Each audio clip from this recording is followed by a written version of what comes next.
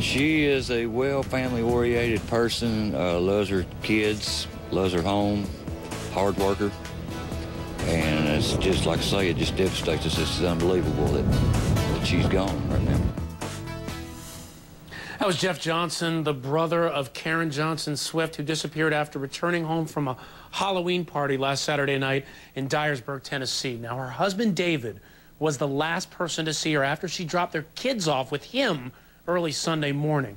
Now, she's a mother of 4, and Karen was in the process of leaving her husband. She filed for divorce just a few weeks ago on October 10th, and Karen's car was found less than a mile away from the house with a flat tire and has been sent to Nashville for forensic testing. Now, let's talk about this case and see if we can figure all this out. Here with me to talk about it is criminal profiler Pat Brown.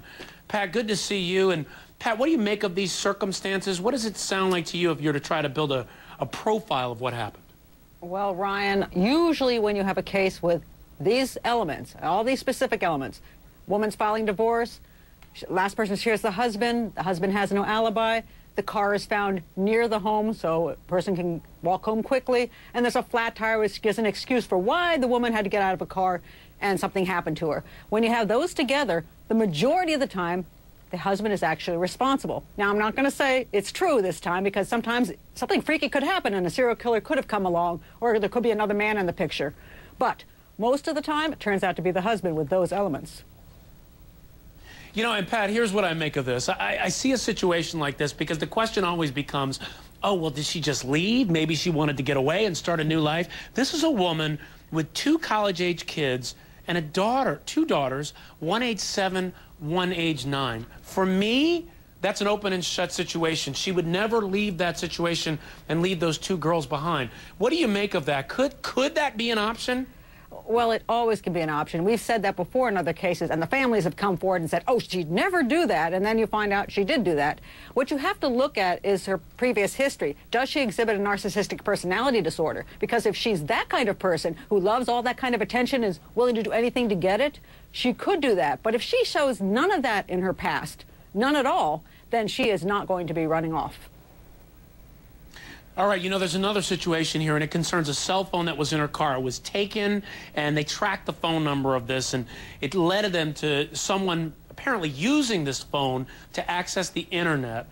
And this becomes very interesting.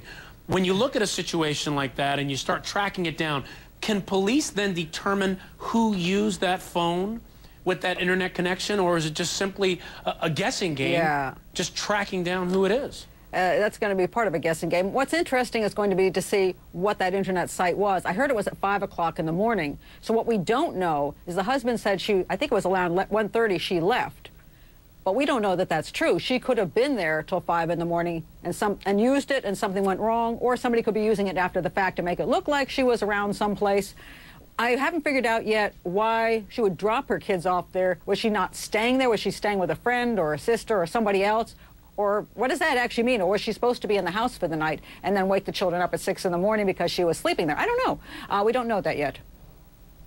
All right, Pat Brown, thank you for being here. You know what? You and I are going to stay on top of this. We're going to keep an eye on this story, make sure we keep it covered. Now, folks, keep it right here on HLN for Verdict Watch in the Conrad Murray trial.